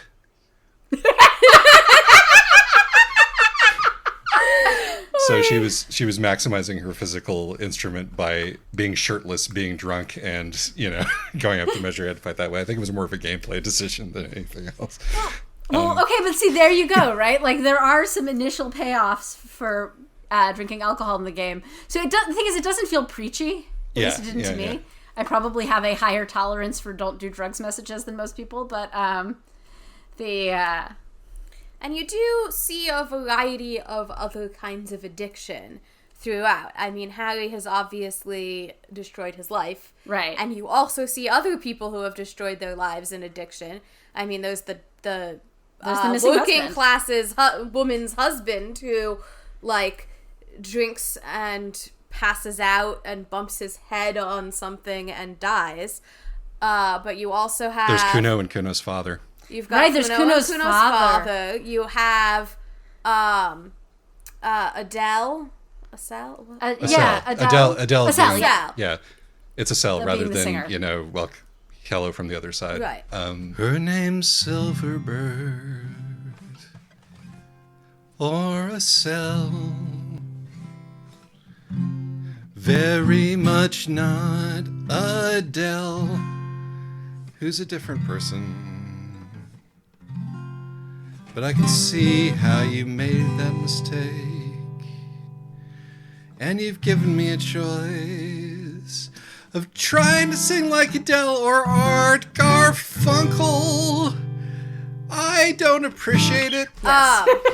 Yes, you've got Estelle who's high the entire time you know her.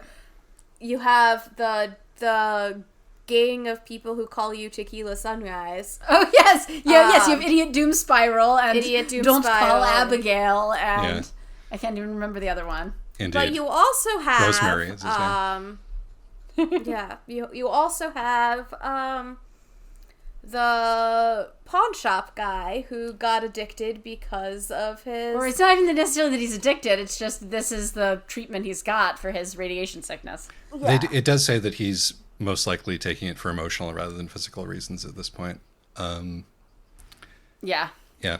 But yeah, no, Yes, Bird's Nest Roy. Bird's Nest Roy. I love Bird's Nest Roy, by the way. Bird's Nest Roy is great. Yeah, no, but it certainly does interfere with his running of his business. And also it's like... Yeah. It's also, if you go the ultra-lib vision quest, it's clear that he would rather not be stuck in this pawn shop, but, you know, that's where he is. But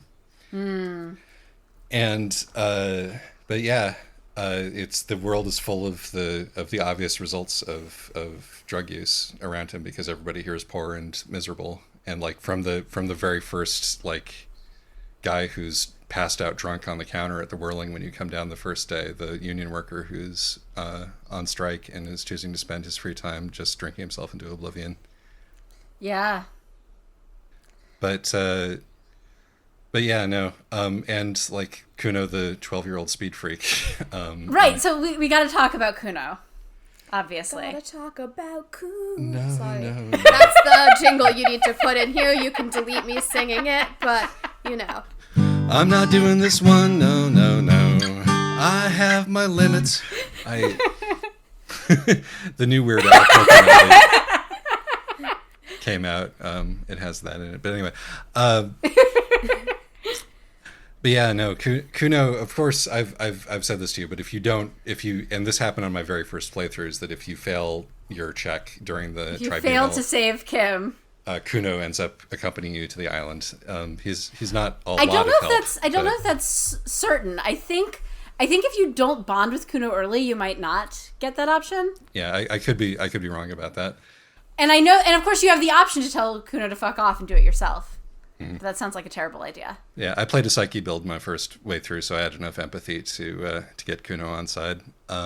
Yeah. And he's and it's clear that like there's a brain in that head, you know, right. And like he is doing art, you know, and he is like he's like just there's a person who could be an interesting adult person in there, but like there is zero chance of him getting out of the situation without your direct like involvement in his life. And the thing is that he's going to make it as unpleasant as humanly possible for you to do that. Right. And also that, you know, Harry being a complete mess, the only way to, you know, make a positive impact in Kuno's life is to let his own partner get shot and draft the 12-year-old to help him go pursue a murder suspect. Yes. I mean, I would like to hope that even in the sort of mainline game, you've done something for Kuno by, you know, by like, you know, being like, no, your dad's a dying, and you know you need to get out of this situation one way or the other, and like we can one can hope. I did. I will say my second playthrough. It hurt me to do so, but I let Kim get shot so that I could see the Kuno ending. And it's actually no. So you were saying, just the first moment that I was like, oh my god, this kid, I love him. He's terrible. It's like when you meet Kuno, he is throwing rocks at a lynched corpse, and then you're like doing the autopsy, and you write down that, you know, there's like some bruises from post-mortem velocity, like and low velocity, and Kuno interrupts you to be like, excuse you, this was high fucking velocity throws. Maximum velocity, fucko. Right, exactly. Yeah, a charming kid, despite everything. Despite everything. But actually, the thing that struck me about doing the Kuno playthrough, which I thought was going to be, you know, kind of hilarious, and was kind of hilarious, to go and pursue the murder suspect with the 12-year-old speed freak, though he makes a point of telling you that he's been off speed for like 2 whole days for your sake. Yeah, and you know, you've been off booze for like 4 or 5 whole days, week? so you guys have that in common at that point. Exactly, right. No, and so it's like these 2, you know, former addicts, one of whom is in his 40s and one of whom is 12. And you, or, you know, recovering addicts, really. But anyway, so you do the thing, you find the murderer, you go back, you're confronted with your precinct, and, you know, your precinct, if you have Kim with you and you've been playing a fairly good cop, Kim will put up a pretty spirited defense of you, and they will take you back. And then you have the option of saying, hey, Kim, do you want to join our station too? And Kim is like, maybe. And they're, you know, that's certainly a flattering offer. And they're like, no, we're flattered. But of course, if you bring the 12-year-old, basically street kid, he's way less coherent in his defense of you. But he passionate. does succeed. He's passionate. enthusiastic. And importantly, as Judith, is that her name? Minote points out, he's a civilian witness, and so that's still what you need to, you know, the confession. You have the civilian witness to the confession. And then, you know, but instead of it being a fairly, you know, like with Kim, you basically just ask him, and he'll say yes if you guys like each other at least. But with Kuno, you ask him, and of course, obviously, your fellow cops are like, are we recruiting a 9-year-old?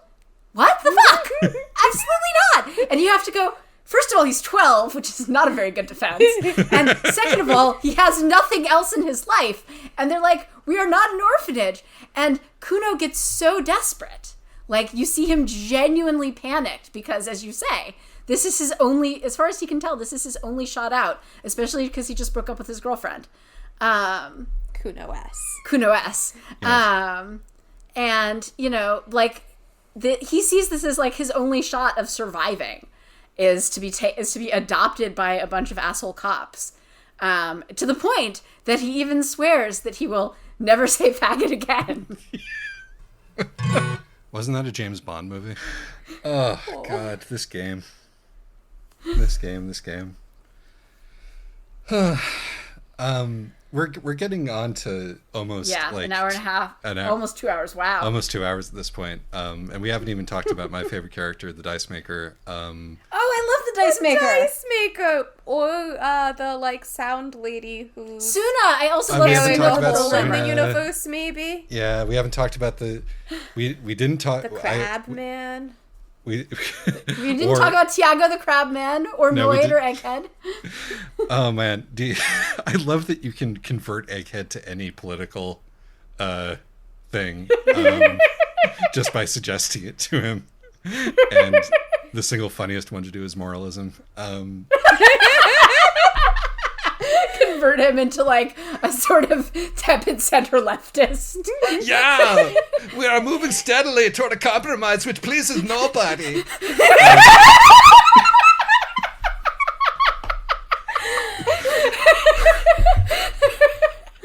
Yeah, the game is really funny.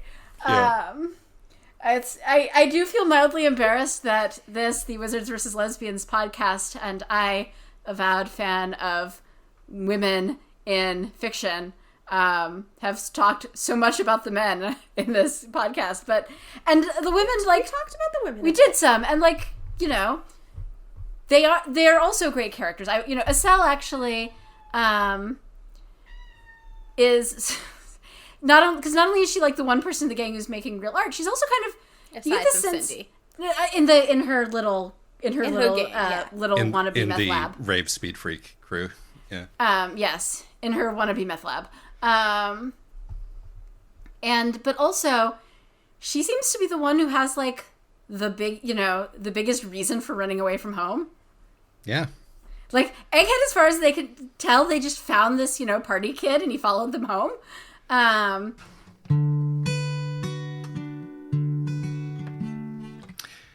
It's implied that Egghead is actually a fully grown man, much like Andre. Bunch of grown men hanging out with a teenage girl. That's just how it is sometimes with found family. I guess it beats the one she came from. Versus Estelle, who is basically a refugee from organized crime.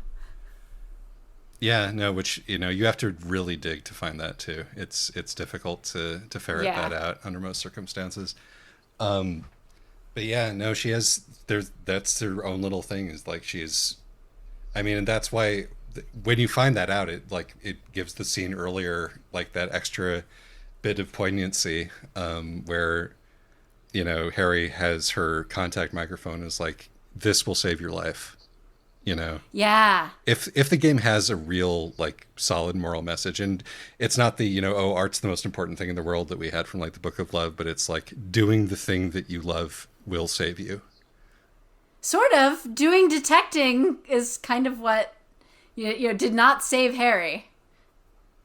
Well, I mean, in the end maybe it did. Yeah, I mean, in the end, it gave him a reason to pull out. But I mean, the thing is, like, when I guess you're right. It's not even as clear cut as that. You're right. This game doesn't really like to make clear cut moral statements. But I think that the game does sort of think. I think that if there is a clear cut moral statement in the game, it's that politics may fail you and even art may fail you, but trying to be kind to the people around you and understanding that everybody's going through their own shit is like the only way that you can build a sustainable future for you yourself personally. Yeah, that's true. And that incident works well with that interpretation as well. So, I'm down with that. I concur. So speaking of which, did you fail when Estelle says fuck the hat, did you happen to try the authority check, which comes after that? I did. Oh, the second time, yes. And I was like, don't use that language, young lady. And she's like, oh, sorry. Yes. But if you fail that authority check, Harry has a full breakdown. Oh no! In front of her. He's like, oh, you want me to just take this hat and fuck it, huh? Give you a little ice cop hat fuck show right here on the sea ice? Right here on the sea ice? And then you start crying and like and like right, see, this is Estelle has to comfort you.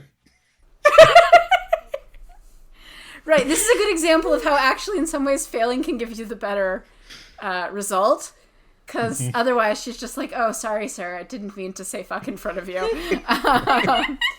And I'm not sure if this is a good or bad one, but when you fail your initial, I think the failed authority checks are generally the ones where you get the best meltdowns. You fail your initial authority check with Titus Hardy, and you're like, don't worry, I've got a plan to really assert authority, and you stick your gun in your own mouth, and then you're like, where are you going with this? And Kim is like, that is not where I thought you were. Everyone is like, that is not where I thought you were going with this, because you have to ask Kim for his gun. And, and he's like, okay. And then you have this option of, and then it's like, you can pick this other dialogue option where you can really show them all by pulling the trigger. You pull the trigger and it's like, oh, there go. That's game over. Yep, game Start over. again. Yeah. Or the check where you attempt to sneak away from Gart and fail, and while you're running away, you turn around in midair to give him both, like the double bird with both hands, and you crash into Lena's wheelchair. Fall over? Yeah. Oh, no! You fly directly into Lena's wheelchair. She's fine. It's a sturdy wheelchair, but you take some damage. No. But anyway, there's some we could literally spend moments in this. We could spend all day with this. I will say that yes, I do agree with Noid's hardcore aesthetic. I think that he he's a wise man. But if you, I enjoyed exploring Noid's syncing the signs with Noid and exploring his dialogue tree. But perhaps meaningfully, if you try to take on the hardcore aesthetic, it's basically like, hey, you should try doing some drugs. That's pretty hardcore. So be right. It doesn't work for everybody. I think I will ask for one final memory of the game from all of us, so that we can have an actual note to stop on, because otherwise this could go on forever. Otherwise we will just keep talking forever. Yes. Alexis, how about you first? No, not me first. Leora, how about you first? Talk about the dice maker, Isaac. Isaac, talk about the dice maker. Yes. Speaking of failure checks, so when you are in the room with the dice maker, by the way, is maybe the only person who is actually happy, or one of the only people who's actually happy that you meet, who has taken her failure on the chin and reinvented herself and kept going with her life, and has found herself one of those little magical niches that exist in the world, literally in this case. By a technicality, she's not part of the doomed commercial area. Right. So this thing works, and it's a wonderful little place that she has here, and she's not super happy about it. She doesn't realize how lucky she is, which is again true to life, I think. But it's the one place that's has good lighting. Yeah, she just has this nice little workshop where she can be by herself, and she has a business and plants. Yeah, exactly. Everything's dead mostly outside. Right, because it's middle of winter. Yeah, and she gives you honest to God magical items, which just help you with your stuff for no logical reason. But also, once you solve the riddle of the Doom commercial area there, if there's a very difficult shivers check, which if you succeed it will let you understand that the world is in fact like on a game of pitch and toss, as you sort of commune with the city and like, discover the precarity of everything, which makes critical failures and critical successes more likely at the same time. Oh, interesting. But if you fail that shivers check, you will be like, oh, I almost have it. I must, I have to get closer to the city and get more shivers. And so you will try to take all of your clothes off.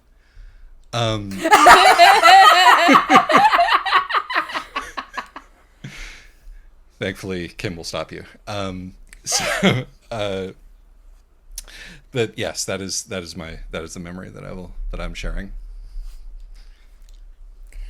I will go next. I will say, this is a very minor moment, but working off what Alexis just said very eloquently about the kernel of, just trying to be kind to the people around you. One of the beats that I really liked that sold me on the game early on when I was just like, this is all really depressing and our character is an asshole and what are we doing here, is that there's this bookstore and there's this kid standing outside the bookstore calling people to come learn some stuff about books. Annette. And you talk to Annette and she doesn't have gloves and she clearly has anxiety, and you can go in and talk to her mother and give her mother a sufficiently hard time about child labor laws and about leaving your daughter out in the cold, that the next time you see Annette, she's sitting curled up with a book in the back of the bookstore and gives you a hat. And I just really love that, like, moment of, yes, things are really shitty, but you can make a little bit of positive difference for some folks. I actually watched a streamer play that game, who is sort of a sensitive, emotional type, and that was also the moment when she was like, "Oh, this game has a heart. Okay, cool. I think that we're gonna be okay to continue." And that's the game without its heart. The game would be unplayable for a long unbearable. Unbearable. Yes. So I realized what my memory is. So. When you're in Bird's Nest Roy's pawn shop and you can like rummage through the figurines and you can make a roll to find a really cool figurine. And you find this really cool figurine, which is clearly like, it's a Happy Meal toy type thing because it's a headless rider wearing all the like fancy sports gear. Yes. He's Fallen, like, which is this game's Adidas, but right, yes. Exactly. So now you've just got this figurine in your inventory, and then and then you can just randomly look at the saint, the sort of Virgin Mother Saint type figure, and decide that what you really need to do is give the figurine to her. And then it's like a Nike moment, like in Athena's hands. You look at her hand and you're like, she needs like a smaller figure there. But also and then it turns out that because this is part of your long, incredibly weird getting your ex mixed up with Dolores Day, and you give, in the dream, you try to give your ex the figurine because apparently she used to like little figurines. And she's like, this is not going to work. Like, this is not going to win me back. It's just it's a figurine. He's like, but you like figurines. And and then you unlock a Steam achievement for the figurines won't bring her back. And for me that was like, oh, okay, great. Yeah. No, there's another moment in that dream where you can succeed a check. You can succeed the check to kiss her. I did on my second playthrough, and it's awful. It is awful, and it's like, but you're like, you sort of plaintively ask afterward, but that was a success. I rolled the dice and it came out good. Yeah, I rolled a successful check, and your suggestion skill like apologizes to you. It's like, I fucked this one up for you. Sorry. There's nothing I can do, man. Oh God, no! We have to stop now. I can't keep talking about stuff like I love when the voice when your skills start arguing with each other, which they do occasionally. It's so good. Yes, But anyway. or when you argue with the encyclopedia, when like the encyclopedia skill tells you something super useless, and you're like, "Thanks, man," and it's like, "You got it." I don't know. It's what I do, I guess. Honestly, I felt that was very relatable because that is how my brain works. That I'll like be having a conversation with somebody and their tone of phrase will remind me of a book that I read like 15 years ago, and then I'll spend the next 5 minutes zoned out of the conversation trying to trace back what book it was, and then I finally get it and it's completely useless, and I'm like, thanks, brain, and my brain is like, no problem. We can't remember what our daily tasks are, but we sure do remember these phrases from this book you read when you were 12. Yes. And with that, I will draw this extremely long episode to a close with apologies to my future self for having to edit this. And and apologies to our listeners for however long the final product ends up. I'm sure that anybody who got more than 10 minutes into this was a Disco Elysium fan. You can tell that I was sorry, cop. But yes, as was I on my first playthrough. When clearly the right thing to be is a superstar cop. But yes, I kept trying to push us that way. That's true. I kept being like, no, I'm sorry. Okay. No, I mean, you obviously have played Disco Elysium if you've been this far, but if for some reason you just like our podcast and you're listening to it and this somehow hasn't convinced you, thank you, play and we're Disco sorry. Elysium. Yeah, no, it's great. I'm sorry. Bye, everyone. All right. Bye. Bye.